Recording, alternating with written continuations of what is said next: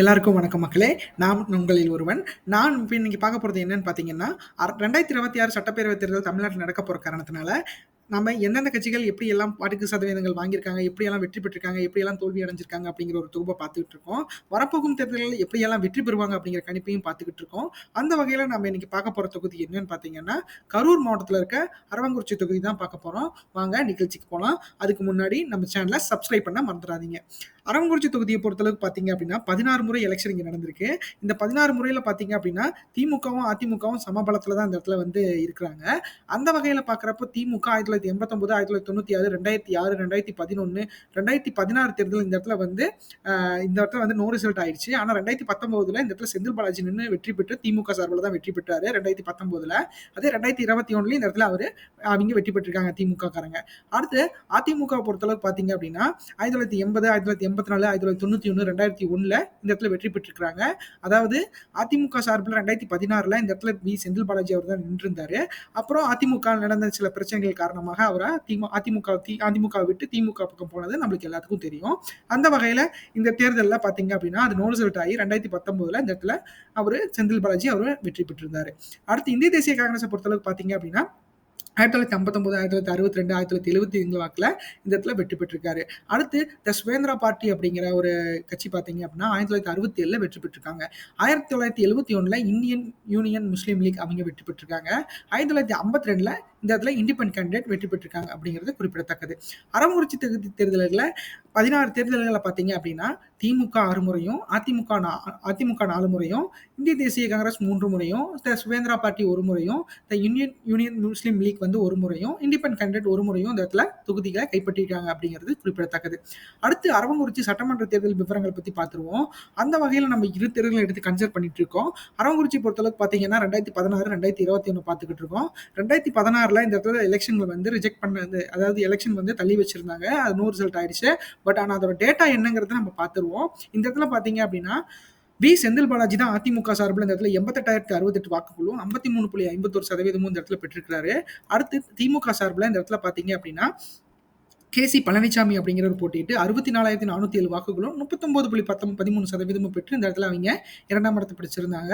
அடுத்து பாஜக பார்த்தீங்கன்னா பிரபு அப்படிங்கிறவர் போட்டிட்டு 3,162 வாக்குகளும் 1.92% இந்த இடத்துல பெற்று அவங்க 3ஆம் இடத்தை பிடிச்சிருந்தாங்க. அடுத்து மக்கள் நல கூட்டணி சார்பில் இந்த இடத்துல பார்த்தீங்கன்னா தேசிய முற்போக்கு திராவிட கழகம் 1,513 வாக்குகளும் 0.92% இந்த இடத்துல பெற்றிருந்தாங்க. முத்து அப்படிங்கிறவர் இந்த இடத்துல போட்டிட்டு இருந்தாங்க. அடுத்து 2021 தேர்தலை பொறுத்தளவுக்கு பார்த்தீங்க அப்படின்னா 2021 தேர்தலில் இந்த இடத்துல பார்த்தீங்க அப்படின்னா நம்ம திமுக தான் மறுபடியும் வெற்றி பெற்றிருக்காங்க. திமுக சார்பில் இளங்கோ அப்படிங்கிறவர் போட்டியிட்டு 93,369 வாக்குகளும் 52.98% இந்த இடத்துல வந்து அவங்க வாங்கியிருக்காங்க அப்படிங்கிறது குறிப்பிடத்தக்கது.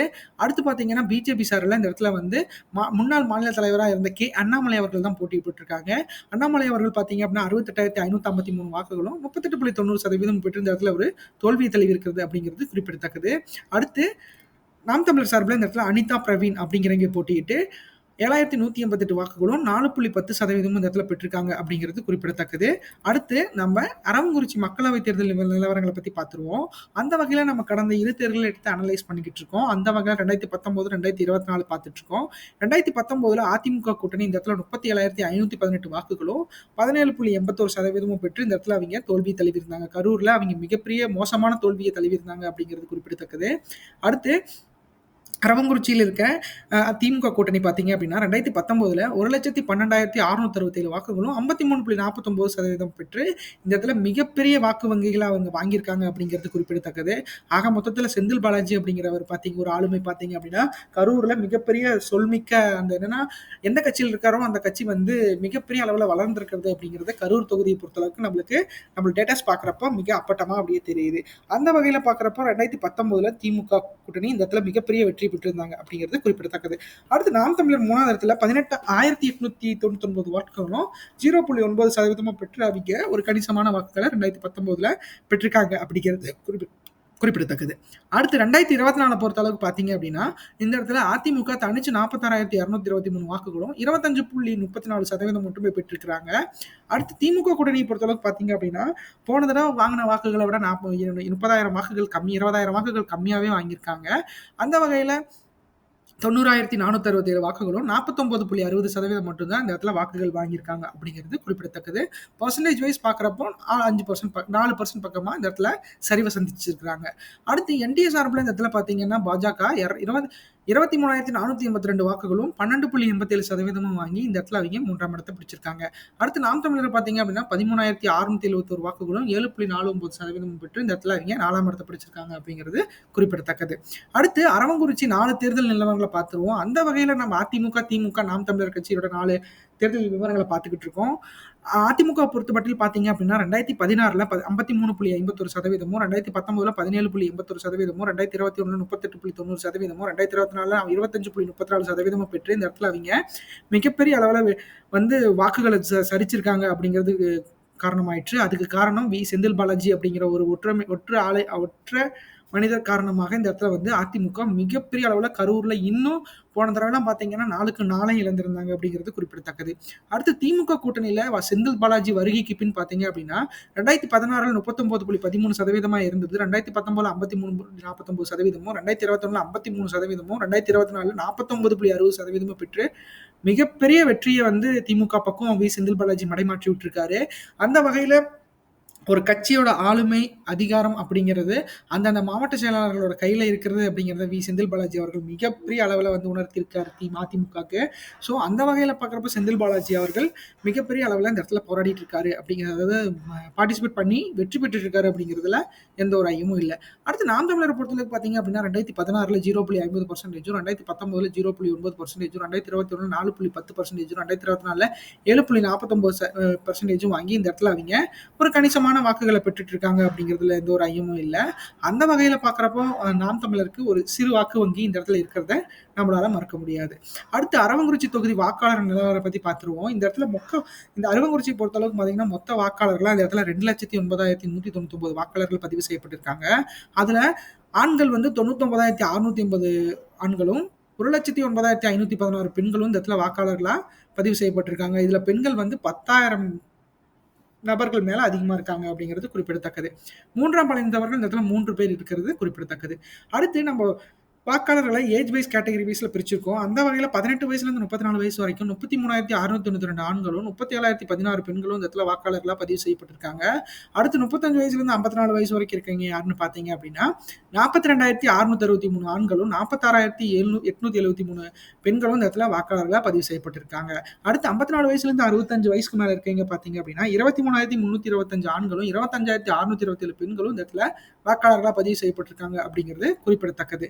அடுத்து அரவங்குறிச்சி வாக்குப்பதிவு சதவீதம் பார்த்துருவோம். அந்த வகையில கடந்த 8 தேர்தல் எடுத்து நம்ம பார்த்துக்கிட்டு இருக்கோம். அந்த 8 தேர்தல்கள்ல 1989ல 73.70 ஆகவும், 1991ல 63.30 ஆகவும், 1996ல 66.20 ஆகவும், 2001ல 60.70 ஆகவும், 2006ல 74.80 ஆகவும், 2011ல 85.90 ஆகவும், 2016ல 82.15 ஆகவும், 2021ல 85.80 ஆகவும் இந்த இடத்துல வாக்குப்பதிவுகள் நடந்திருக்கு அப்படிங்கிறது குறிப்பிடத்தக்கது. 2026 தேர்தல் வாக்குப்பதிவு எதிர்பார்ப்பு சதவீதத்தை பொறுத்தளவுக்கு பார்த்தீங்க அப்படின்னா அரவங்குறிச்சி தொகுதியில் 85.85 இருக்கிறதுக்கு வாய்ப்புகள் அதிகமாக இருக்கிறத நம்மளால மறுக்க முடியாது இருக்கு. ஸோ அதை வந்து 100% இந்த அரவங்குறிச்சி தொகுதி மக்கள் பண்ணுவாங்க அப்படிங்கிறதுல எந்த ஒரு ஐயமும் இல்லை. அது எப்படி நடக்க போகுது அப்படிங்கிறத நம்ம பொறுத்திருந்து பார்க்கலாம். அடுத்து அரவங்குறிச்சி தொகுதி வாக்கு எதிர்பார்ப்பு 2026 எப்படி இருக்கும், எதிர்பார்ப்பு எப்படி இருக்கும், கணிப்பு எப்படி இருக்கும்னு பார்த்துடலாம். அந்த வகையில் ஆஸ் யூஷுவல் இந்த இடத்துல திமுக தான் 39.97%, 71,777 வாக்குகளும் பெறுவதற்கு வாய்ப்புகள் அதிகமாக இருக்கு. திமுக பொறுத்த மட்டும் பாத்தீங்க அப்படின்னா இந்த இடத்துல செந்தில் பாலாஜி அப்படிங்கிற ஒரு திமுகவோட அரசியல் ஆளுமை இருக்க காரணத்தினால கரூர் மாவட்டத்தை சுத்தி இருக்க 4 தொகுதிகளும் கரூரை சேர்த்து 4 தொகுதிகளும் பாத்தீங்க அப்படின்னா செந்தில் பாலாஜி அவர்களோட கண்ட்ரோல்ல தான் இருக்கு. அவரு கரூரை விட்டு கோயம்புத்தூர் அந்த மாதிரி கொங்கு மண்டலத்தை ஆக்குப்பை பண்ற அளவுக்கு அவர் வளர்ந்திருக்காரு. ஸோ அந்த வகையில பாத்தீங்க அப்படின்னா மு.க. ஸ்டாலின் இந்த இடத்துக்கு கொங்கு மண்டல தளபதி அப்படிங்கிற ஒரு பட்டத்தையும் கொடுத்து செந்தில் பாலாஜி அவர்களை மிகப்பெரிய அளவுல வந்து அவர் ஒரு மண்டல தளபதியா அவர் நியமிச்சிருக்காரு. ஸோ அது எந்த வகையில் இந்த எலெக்ஷனை ரிஃப்ளெக்ட் ஆகும் அப்படிங்கிறத நம்ம பொறுத்திருந்து பார்ப்போம். ஆக மொத்தத்தில் செந்தில் பாலாஜி அவர்கள் மிகப்பெரிய, ஏன்னா அவர் அதிமுகவில் இருந்தப்பையும் சரி திமுகவில் இருந்தப்பையும் சரி அவருக்கான ஸ்பேசஸ் வந்து ரொம்ப அதிகமாக கொடுத்தாங்க. ஸோ செல்வி ஜெயலலிதா அவர்களுக்கு மிகப்பெரிய நம்பிக்கை நட்சத்திரமா கொங்கு மண்டலத்தில் திகழ்ந்தது யார் அப்படின்னு பார்த்தீங்கன்னா செந்தில் பாலாஜி அவர்கள். சில கருத்து வேறுபாடுகள் காரணமாக அவங்க வந்து 2016ல மிகப்பெரிய அளவு டிசப்பாயின்ட்மெண்ட் ஆகி அவங்க ஒரு மாதிரி ஷாக் பண்ணிட்டாங்க செந்தில் பாலாஜி அவர்களை. ஸோ அதுக்கப்புறம் அவர் திமுக பக்கம் போய் திமுக பக்கம் இப்போ பெரிய அளவில் வளர்ந்து நிற்கிறாரு. அதாவது ஒரு ஒரு கொங்கு மண்டலத்தை தாங்கி நிற்கிற மாதிரி ஒரு 6 மாவட்டங்களோட முடிசூடா மன்னனா அவர் வந்து திகழ்ந்துட்டு இருக்காரு அப்படிங்கிறதுல எந்த ஒரு ஐயமும் இல்லை. அதை மக்களாகிய அதாவது அந்த கொங்கு மண்டலத்தோட மக்கள் தான் எல்லாமே நிர்ணயிச்சு பண்ணிக்கிட்டு இருக்காங்க. ஸோ எந்த வகையில் அது எப்படி இருக்கும், அரவங்குறிச்சி பார்த்தீங்க அப்படின்னா கரூர் பக்கத்துக்காலே இருக்க காரணத்தினால அந்த இடத்துல இவரோட தாக்கம் மிகப்பெரிய அளவில் இருக்கிறதுல எந்த ஒரு ஐயமும் இல்லை. அதிமுக காரங்க எப்படி சமாளிக்க போறாங்க அப்படிங்கிறத நம்ம பொறுத்திருந்து பார்க்கலாம். அதிமுக பொறுத்தளவுக்கு பார்த்தீங்க அப்படின்னா 35.48% 63,726 வாக்குகளும் பெறுவதற்கு வாய்ப்புகள் அதிகமா இருக்கு. அதிமுக பொறுத்தளவுக்கு பார்த்தீங்க அப்படின்னா அவங்க மிகப்பெரிய அளவில் பாஜகவோட நம்பிக்கை பெற்று இந்த தொகுதியில அண்ணாமலை அவர்களோட தொகுதியெல்லாம் இருக்க காரணத்தினால ஸோ பாஜகவை பொறுத்தளவுக்கு அதிமுக சார்ந்து இருக்க காரணத்தினால இந்த தொகுதி மிகப்பெரிய அளவில் ஏன்னா கூட்டணி கட்சிகளுக்கு கொடுக்கறதுக்கு வாய்ப்புகள் அதிகமாக இருக்கு. அதிமுக பொறுத்த மட்டில் இபிஎஸ் அவர்கள் மிகப்பெரிய அளவில் வந்து கோயம்புத்தூர்ல கொங்கு மண்டலம் வந்து அவரோட கண்ட்ரோல் இருக்க காரணத்தினால செந்தில் பாலாஜி அவர்கள் முயற்சி என்னதான் பண்ணிட்டு இருந்தாலும் கரூர் தொகுதியை பொறுத்த அளவுக்கு பார்த்தீங்கன்னா இபிஎஸ் அவர்களால் மீட்க முடியாம நிலைமை இருக்கு. ஏன்னா ஜெயலலிதா அவர்கள் இருந்த காலகட்டத்தில் 4 தொகுதிகளும் ஜெயலலிதா அவர்களுக்கு பக்கம் போச்சு. ஸோ இப்போ இபிஎஸ் பக்கம் வந்து இப்போ செந்தில் பாலாஜி தடுத்து நிறுத்திட்டு இருக்காரு. ஸோ விஜயபாஸ்கர் அவர்கள் எந்த அளவுக்கு போராடி எப்படி மீட்க போறாரு அப்படிங்கிறத நம்ம பொறுத்திருந்து பார்ப்போம். ஸோ அந்த வகையில பார்க்குறப்ப 35.48% 63,726 வாக்குகளும் பெறுவதற்கு அரவங்குறிச்சி தொகுதியில் அதிமுகவுக்கு வாய்ப்பு இருக்கு. ஸோ அந்தந்த மாவட்ட செயலாளர்கள் பொறுத்து அதிமுக இருக்கிற அந்த விஜயபாஸ்கர் அவர்கள் வந்து மாவட்ட செயலாளராக இருக்கிறத பொறுத்து எப்படி வேணாலும் மாறுபாடு ஏற்படலாம். ஸோ அது எந்த அளவுக்கு எப்படி இருக்கும், எஃபிஷியன்ட் எப்படி இருக்கும், அதிமுகவோட பலம் என்ன அப்படிங்கிறத நிரூபிக்கிறதுக்கு விஜயபாஸ்கர் அவர்கள் மிகப்பெரிய அளவில் போராடிட்டு இருக்காரு. ஸோ அந்த வகையில் பார்க்குறப்போ செந்தில் பாலாஜி அவர்களை மீறி விஜயபாஸ்கர் வந்து ஏன்னா போன 2021 எலெக்ஷனில் இவங்க 2 பேரும் கரூர் தொகுதியில் மிகப்பெரிய அளவில் டிஃபெக்ட் ஏற்படுத்தினாங்க. 2 பேருமே சரி பலத்தோட வெற்றி பெற்றிருந்தாங்க. ஸோ ஆனால் அப்பயும் விஜயபாஸ்கர் ஒரு 3-4% வாக்கு வித்தியாசத்தில் அவர் தோல்வி அடைஞ்சிருந்தாரு. ஸோ அந்த வகையில் பார்க்குறப்போ செந்தில் பாலாஜி அவர்களுக்கு கரூர் மாவட்டம் மிகப்பெரிய அளவில் கை கொடுக்கறது அப்படிங்கிறதுல எந்த ஒரு ஐயமும் இல்லை. ஸோ இந்த முறை எலெக்ஷன்லையும் அது நடைபெறும் அப்படிங்கிறதுல மாற்றுக்கருத்து கிடையாது. ஆனாலும் அதிமுக அதுக்கு சும்மா விடாமல் அவங்க கண்டிப்பாக அவங்களோட டிஃபெக்டை நல்லா ஏற்படுத்துவாங்க. ஸோ அது எப்படி பண்ண போறாங்க அப்படிங்கிறத பொறுத்திருந்து பார்க்கலாம். அடுத்து நாம் தமிழரை பொறுத்தளவுக்கு பார்த்தீங்கன்னா இந்த தொகுதியில் 9.82% 17,641 வாக்குகளும் பெறுவதற்கு வாய்ப்புகள் அதிகமாக இருக்கு. நாம் தமிழரை பொறுத்தளவுக்கு பார்த்தீங்க அப்படின்னா இந்த தொகுதியில் ஒரு கணிசமான வாக்குகள் ப்ரீவியஸ் எலெக்ஷன்ல வாங்கியிருக்காங்க. ஸோ அந்த வகையில் பார்க்குறப்ப இந்த இடத்துல 9.82% 17,000 வாக்குகள் பக்கமாக 17,500 வாக்குகளுக்கு மேலே வாங்குறதுக்கு வாய்ப்புகள் அதிகமாக இருக்கிறத நம்மளால பார்க்க முடியுது. அடுத்து தமிழக வெற்றி கழகத்தை பொறுத்தளவுக்கு பார்த்தீங்க அப்படின்னா 13.58% 24,388 வாக்குகளும் வாங்குறதுக்கு வாய்ப்புகள் அதிகமா இருக்கு. ஸோ விஜய் அவர்கள் கரூரை பொறுத்தளவுக்கு சுற்றுப்பயணம் மேற்கொண்டுட்டாரு. ஸோ அப்போ அலைக்கடலான திரண்டு வந்த மக்களை பார்த்து மிகப்பெரிய அளவில் இந்த டிஃபெக்டை ஏற்படுத்துவார். ஏன்னா திமுக அதிமுகவுக்கு நிகராக வந்து இவரால் இந்த தொகுதியில் பிடிக்க முடியும் அப்படிங்கிற ஒரு நம்பிக்கை வந்து அந்த கூட்டத்தை பார்த்து அவருக்கு வந்திருக்கும். ஸோ அந்த வகையில் பார்க்குறப்போ இந்த தொகுதி அரவங்குறிச்சி தொகுதி மக்கள் வந்து செந்தில் பாலாஜி அவர்களை மீறி டிவிகேக்கு ஓட்டு போடுவாங்க அப்படிங்கிறதுல இருப்பாங்களா அப்படிங்கிறத நம்ம பொறுத்திருந்து பார்க்கலாம். ஸோ அது எந்த அளவுக்கு எப்படி நடக்க போகுது அப்படிங்கிறத நம்ம பொறுத்திருந்து பார்த்தோம்னா நம்மளுக்கான ஆன்சர் கிடைக்கும். அந்த வகையில் தமிழக வெற்றி கழகம் 13.58% 24,388 வாக்குகளுக்கும் பக்கமாக வாங்குறதுக்கு வாய்ப்புகள் இருக்கு. ஸோ வெற்றி பெறுவதற்கு கழக நிர்வாகிகளும் அமைப்பாளர்களும் தொண்டர்களும் எந்த அளவுக்கு பாடுபடணுமோ அந்த அளவுக்கு பாடுபட்டு விஜய் அவர்களை வெற்றி பெற வைக்கணும் அப்படிங்கிறதுல எந்த ஒரு ஐயமும் இல்லை. அடுத்து 2026 தமிழ்நாடு தேர்தல் கூட்டணி எதிர்பார்ப்பு எந்தெந்த கட்சிகள் எப்படி சார்ந்திருந்தா வரும் அப்படின்னு பார்க்கலாம்.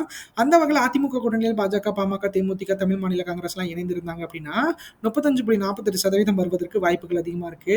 இந்த இடத்துல அதிமுகவும் பாஜகவுக்கும் மிகப்பெரிய அளவில் வாக்கு வங்கிகள் இருக்கிற காரணத்தினால ஸோ இந்த சதவீதம் வந்து 35.48% மினிமம் கேரண்டியா வரதுக்கு வாய்ப்பு இருக்கு. வெற்றி பெறுவதற்கு ஒரு 5-6% தான் இருக்கா அப்படி காரணத்தினால ஸோ அதாவது பாஜகவும் அதிமுகவும் என்ன மாதிரியான பெர்ஃபார்மன்ஸ் பண்ணி இந்த இடத்துல வந்து மக்களை கவர போறாங்க, எப்படியெல்லாம் வெற்றி பெற வைக்க போறாங்க, அவங்களோட நற்படங்களை எப்படி சொல்லி புரிய வைக்க போறாங்க அப்படிங்கிறத திமுக மீறி இந்த இடத்துல வந்து அவங்க எப்படி வெற்றி பெற போறாங்க அப்படிங்கிறத பார்க்கறதுக்கு எனக்கு ரொம்ப எக்ஸைட்மெண்ட்டாக இருக்கு. கண்டிப்பாக அது நடக்கும் அப்படிங்கிறதுல எந்த ஒரு ஐயமும் இல்லை. திமுகவை பொறுத்தளவுக்கு பார்த்தீங்க அப்படின்னா திமுக கூட்டணி இந்த இடத்துல திமுகவே மிகப்பெரிய அளவில் ஒரு ஆளுமையோட இருக்கு. ஸோ இந்த இடத்துல பார்த்தீங்க அப்படின்னா சிபிஐ, சிபிஎம், மக்கள் நீதி மய்யம், தேசிய காங்கிரஸ், விடுதலை சிறுத்தைகள் கட்சி, மதிமுக போன்ற பல கட்சிகள் வந்து நம்ம திமுகவோட இணைந்த காரணத்தினால 39.97% பக்கமா வாங்குறதுக்கு வாய்ப்புகள் அதிகமா இருக்கு. ஸோ இந்த இடத்துல வெற்றி பெறுவதற்கு திமுகவுக்கு மிகப்பெரிய அளவுல வாய்ப்பு இருக்கிறத நம்மளால மறுக்க முடியாத உண்மையா இருக்கு. ஸோ அது எந்த அளவுக்கு எப்படி இருக்கும் அப்படிங்கிறத பார்க்கலாம். செந்தில் பாலாஜி அவர்கள் எப்படியெல்லாம் இந்த கரூர் தொகுதியை பொறுத்தளவு கரூர்ல 4 தொகுதியும் அவர் கண்டிப்பா கைவிட மாட்டார் அப்படிங்கிறதுல திமுககாரங்க மிகப்பெரிய அளவுல நம்பிக்கையோட இருக்காங்க. ஸோ அது நடைபெறுமா இல்லையா அப்படிங்கிறத நம்ம பொறுத்திருந்து பார்க்கலாம். அடுத்து பார்த்தீங்கன்னா, நாம் தமிழரை பொறுத்தளவுக்கு இந்த இடத்துல தனிச்சு தான் போட்டியிட போறதா அவங்க எப்பயும் அறிவிச்ச காரணத்தினால 9.82% வந்து வாங்குறதுக்கு வாய்ப்புகள் அதிகமா இருக்கு. ஆக மொத்தத்துல பார்க்குறப்போ அவங்க கூட்டணி கட்சிகளோட இணைந்து செயல்படுவேன் அப்படிங்கிற ஒரு சின்ன தாட் எந்த ஒரு இன்டர்வியூலயும் அவங்க சொல்லாத காரணத்தினால தனிச்சு தான் போட்டியிட போறாங்க அப்படிங்கிறது அப்பட்டமா தெரியுது. ஸோ அந்த வகையில பார்க்குறப்போ இந்த இடத்துல வந்து 9.82% வந்து வாக்குகள் வரதுக்கு வாய்ப்புகள் அதிகமா இருக்கு. அடுத்து தமிழக வெற்றி கழகத்தை பொறுத்தளவுக்கு பார்த்தீங்கன்னா, கூட்டணி பற்றி இன்னும் அவங்க வந்து எந்த ஒரு அறிவிப்பும் வெளியிடாத காரணத்தினால இந்த தொகுதிகள்ல அவர் வந்து 13.58% தனிச்சு போட்டியிட்டா வாங்குறதுக்கு வாய்ப்பு இருக்கு. ஒருவேளை இந்த இந்த ஏன்னா இப்ப வரைக்கும் எந்த கட்சிகள் இணையும் அப்படிங்கிறத வந்து நம்மளால ப்ரெடிக்ட் பண்ண முடியல. ஸோ அந்த அளவுக்கு வந்து ரொம்ப சீக்ரெட்டா மெயின்டெயின் பண்றாங்களா? இல்ல இணைஞ்சிருக்காங்களா? இல்ல நடைபெற போகுதா? இல்ல பாஜக கூட்டணி, என்டிஏ கூட்டணியிலேருந்து நெறைய கட்சிகள் வெளிய வரப்போகுதுன்னு அப்படின்னு பேசிட்டு இருக்காங்க. ஸோ அது எப்படி வந்து என்னங்கிறத ஃபுல் அனௌன்ஸ்மென்ட் குடுத்தாங்க அப்படின்னா, இது எல்லாமே ரிவைஸ் ஆகறதுக்கு வாய்ப்பு இருக்கு. ஸோ அ எப்படி இருந்தாலும் திமுக, அதிமுக மீறி தமிழக வெற்றி கழகம் வெற்றி பெறணும் அப்படின்னா, அவிங்க பல எஃபோர்ட் போட்டு தான் ஆகணும் அப்படிங்கிறதுல எந்த ஒரு ஐயமும் இல்ல. இந்த காணொளி உங்களுக்கு ரொம்ப பிடிச்சிருக்கும்னு நினைக்கிறேன் மக்களே. நம்ம சேனல சப்ஸ்கிரைப் பண்ணீங்க. சப்ஸ்கிரைப் பண்ணிட்டு பாருங்க. நோட்டிஃபிகேஷன் ஆன் பண்ணிக்கங்க. சப்ஸ்கிரைப் பண்ணி நம்மளுக்கு ரொம்ப ஹெல்ப் பண்ணுங்க. ஏன்னா இன்னும் நிறைய டேட்டாஸ் நம்ம எடுத்து வச்சிருக்கோம். அது எல்லாம் பொறுத்து எங்களுக்கு ஒரு மோட்டிவா அது இருக்கும்னு நான் நம்புறேன். ஸோ நீங்க கண்டிப்பா லைக் பண்ணுங்க, ஷேர் பண்ணுங்க, கமெண்ட் பண்ணுங்க. முக்கியமா சப்ஸ்கிரைப் பண்ணுங்க. நோட்டிஃபிகேஷன் ஆன் பண்ணி வச்சுக்கங்க. நன்றி மக்களே. வணக்கம்.